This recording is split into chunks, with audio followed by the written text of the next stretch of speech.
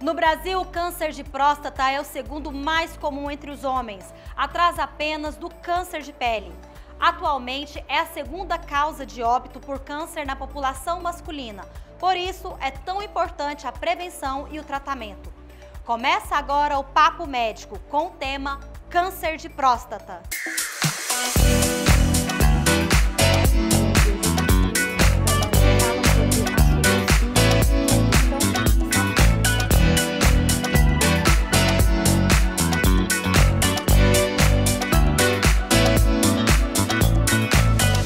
Para falar com a gente sobre câncer de próstata, recebemos o Dr. Frederico Carramachi, graduado em Medicina em 2007 pela Universidade Federal de Goiás, especialista em Urologia em 2014, especialista em Cirurgia Geral em 2011, especialista em Andrologia e Reprodução Humana, pós-graduado em Medicina do Estilo de Vida pelo Hospital Albert Einstein, cooperado da Unimed Anápolis desde 2014. Dr. Frederico Carramachi, bem-vindo ao Papo Médico. Obrigado à Unimed pelo convite, poder estar aqui falando um pouquinho sobre a saúde do homem e sobre o câncer de próstata. E quando a gente está falando aqui então de Novembro Azul, também é um mês de conscientização do câncer de próstata, doutor. Fala pra gente, o que é a próstata, para que serve, aonde está localizada? Isso aí é uma pergunta recorrente no consultório, né? A próstata é uma glândula que faz parte do sistema geniturinário reprodutivo masculino, só os homens têm a próstata. E a função dela, ela é uma glândula que fica depois da bexiga e o canal da urina passa dentro dela. E a função dela principal é nutrir os espermatozoides dos homens, né? Para que eles possam conseguir fecundar o óvulo feminino. Então, a grande função da próstata é nutrição dos espermatozoides. E o que é o câncer de próstata? Como ele se desenvolve? O câncer de próstata é um tumor maligno localizado na glândula prostática e ele se desenvolve por algum desarranjo celular que acaba, células que não são células normais acabam se reproduzindo e causando um caroço, um nódulo, um tumor na próstata. Isso, se não for tratado, pode evoluir para uma doença sistêmica, ou seja, ela pode se espalhar pelo corpo. Não é tão comum isso, não é tão rápido, mas todo câncer, se não tratado de forma adequada, o resultado final, a linha final dele, são essas questões metastáticas de espalhar, né? Mas é por isso que a gente fala muito sobre câncer de próstata, porque a gente tem que identificar no início para que a gente possa agir e resolver. Quando a gente fala prevenção do câncer de próstata, é um termo errado, tá? Na verdade, a gente é diagnóstico precoce. A gente não previne o câncer de próstata. A gente tenta diagnosticar ele no início, porque diagnosticando no início, a chance disso acontecer, ou seja, de espalhar, é menor. E a gente consegue curar em até 95% dos pacientes que são diagnosticados em estágios iniciais. E como é um dos cânceres mais prevalentes no homem, a gente faz essa procura ativa. Por isso que existe a campanha do Novembro Azul. Certo. E aí, como o senhor está falando da questão que não tem prevenção, né? Que tem que ser feito um diagnóstico precoce, uma investigação, quais os sinais de alerta ali para a gente verificar o que está acontecendo? Esse é um ponto importante. O câncer de próstata, ele não dá sinais em estágios iniciais. Se ele desse algum sinal, a gente esperaria esse sinal aparecer para que a gente diagnosticasse ele. A questão é que ele é silencioso. E aí a gente tem que fazer uma busca ativa. E aí a gente tem que fazer os exames de rotina, os exames, que a gente vai falar sobre isso daqui a pouco, né? Para que a gente possa diagnosticar. A próstata, ela tem outras doenças além do câncer.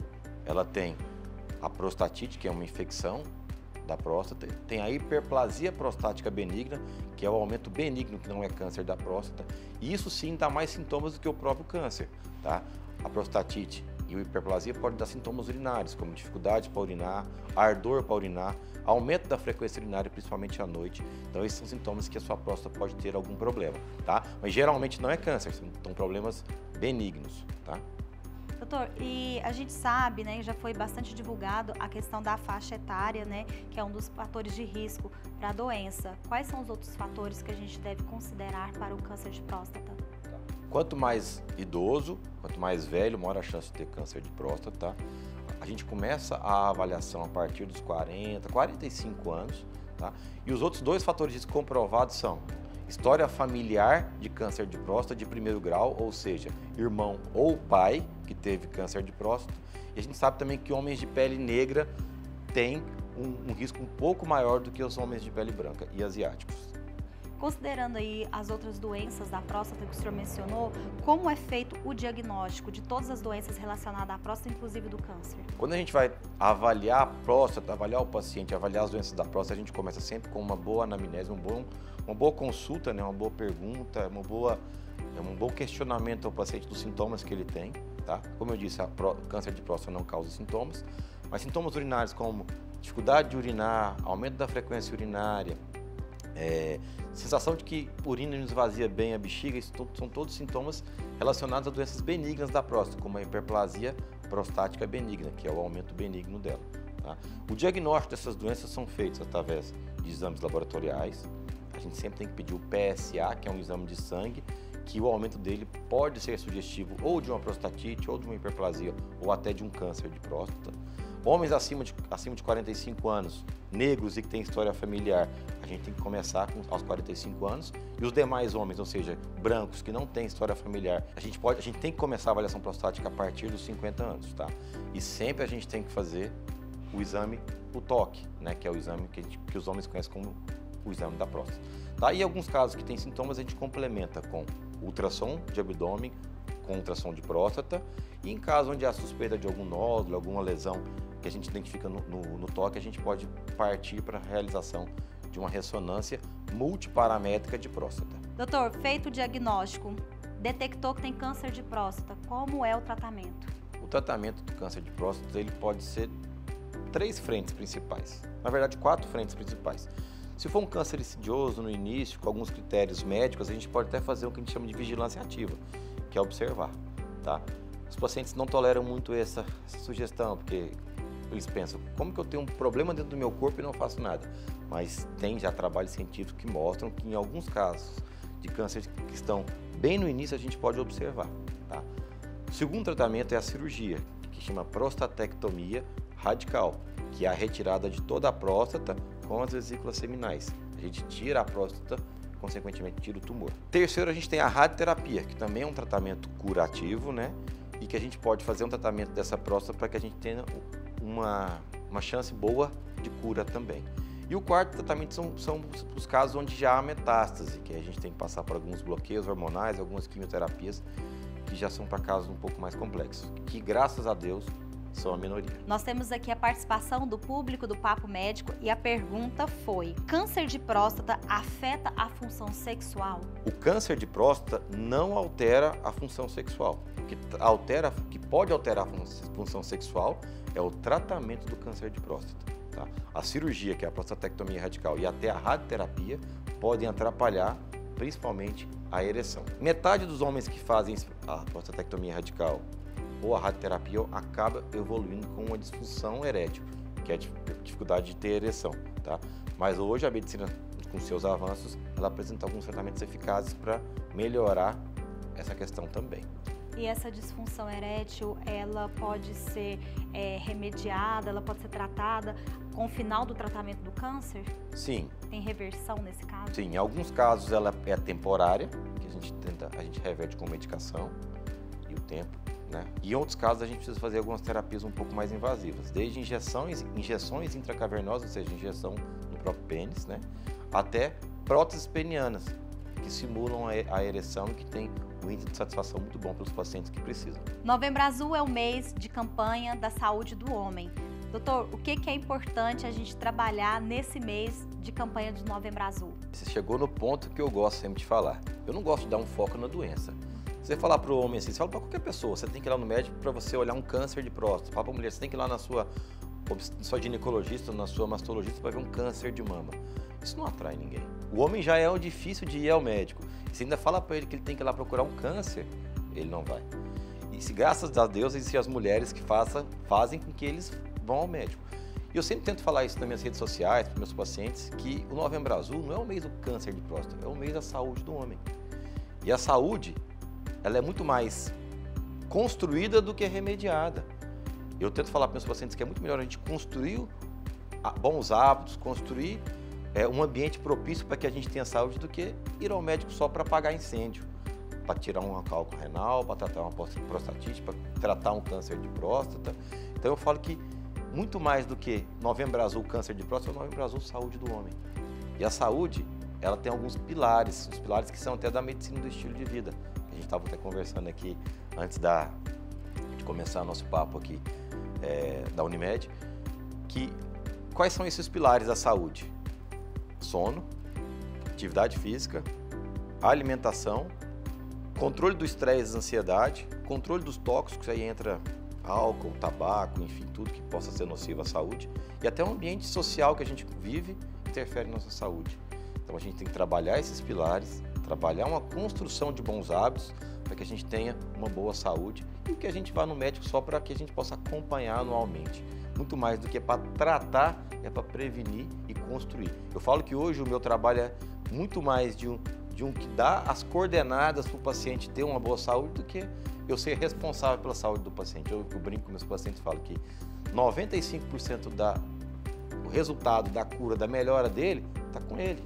Está com você que está nos assistindo aí. 5% é o médico que vai direcionar os tratamentos, vai passar uma medicação. Claro que se precisar fazer uma cirurgia, se precisar tirar um câncer, se precisar tirar um cálculo renal, a gente está aqui para isso. Mas tirar do câncer, tirar do cálculo renal, resolvido um problema, qualquer que seja, o que a gente tem que fazer para que esse problema não volte? O que a gente tem que fazer para prevenir que isso seja uma coisa recorrente? E aí que eu gosto muito de trabalhar com os meus pacientes, né? Que aí entra muito a questão da medicina do estilo de vida. E eu entrei na andrologia, entrei mais a fundo nos últimos 4 anos aí na andrologia, porque a andrologia é justamente um gancho. Eu falo que é uma janela de oportunidade para trazer esse homem para dentro do meu consultório e aí a partir daí eu ajudar ele a melhorar não só as doenças, mas melhorar a qualidade de vida dele. A andrologia é a parte da urologia que trata a parte hormonal, sexual e reprodutiva masculina. E muitas vezes os homens me procuram, que está na moda hoje, estou com a testosterona baixa. E aí na hora que eu vou ver que a testosterona dele realmente está baixa, mas aí ele não dorme bem, está acima do peso, tem uma alimentação extremamente inflamatória, às vezes abusa do álcool ou do cigarro. Então, eu falo que a testosterona baixa é só a ponta do iceberg. Por baixo daquilo tem uma série de coisas que aí eu tento agir, né? Aí é claro que precisa do engajamento do paciente, ele precisa acreditar no que eu estou falando e saindo da porta do meu consultório, começar essa mudança de hábitos. Então eu acho que o Novembro Azul, eu até estou aqui por isso, porque eu acho que a gente tem que levar essa mensagem aqui para os homens e para as mulheres, né? Porque as mulheres, tenho certeza que vai ter mais mulher assistindo do que homem, porque elas cuida dos homens. Cuida dos homens. Então se você está me ouvindo aí, que você é mulher, fale isso, mostre esse vídeo, mostre esse pequeno papo que a gente teve aqui para o seu marido, para o seu filho, enfim, para quem você acha que precisa escutar isso. Porque melhor do que tratar doenças é a gente prevenir elas. E aí às vezes você precisa de uma orientação. E quem dá essa orientação para o homem é um bom urologista. E o senhor falou da saúde do homem e a gente fica pensando numa situação e tem uma distância de quando o homem sai do pediatra ali, que às vezes até os 18 anos, e depois vai procurar o urologista com 40 anos, dos 18 ao 40. Quem que vai tratar da saúde do homem? Isso ainda foi generosa com 18, tá? Porque geralmente para com 12. Tá? Então fica nesse limbo. Né? A mulher não tem um ginecologista que ela tem que começar a fazer o preventivo cedo, o homem não. Eu tenho vários pacientes adolescentes que o pai teve essa iniciativa de levar para eu cuidar e eu sou o médico dele anualmente. Eu falo que o urologista é o camisa 10 do time ali. Ele recebe a bola e distribui. Ó, o senhor fiz os exames aqui, você está com problema cardiológico.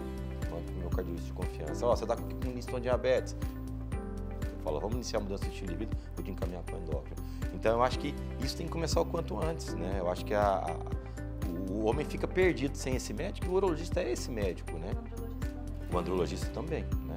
Que é uma subespecialidade da urologia. Então, eu acho que o homem tem que ir em 2 médicos por ano, né? Que é o cardiologista e o urologista. Então, não precisa esperar os 40 anos para falar sobre próstata, né? Porque muitas vezes, o que eu vejo muito no meu consultório são homens jovens com 20, 25 anos, com aquela energia grande de trabalho. E aí começa a ter cansaço, fadiga. E aí esses homens ficam sem saber o que fazer e começam a procurar alguns médicos que começam a prescrever testosterona, tratamentos mirabolantes. Muito mais porque o urologista não preenche essa lacuna. Nós, urologistas, temos que trazer esse paciente para o nosso consultório para que a gente possa ajudar ele a cuidar, prevenir doenças. E quando chegar aos 40, 45 anos, a gente começar a fazer também uma avaliação prostática, né? Dr. Frederico Carramache, muito obrigada por sua participação aqui no Papo Médico. Fica aqui a nossa contribuição com a saúde de todos que estão nos assistindo ao Papo Médico da Unimed Anápolis. Agradeço pelo convite. Sempre que precisarem, estou aqui à disposição. Tá? Gostou do nosso programa? Deixe aqui a sua opinião. Compartilhe o programa e leve informação para mais pessoas. Participe conosco. Deixe o seu comentário. Muito obrigada e até o próximo Papo Médico.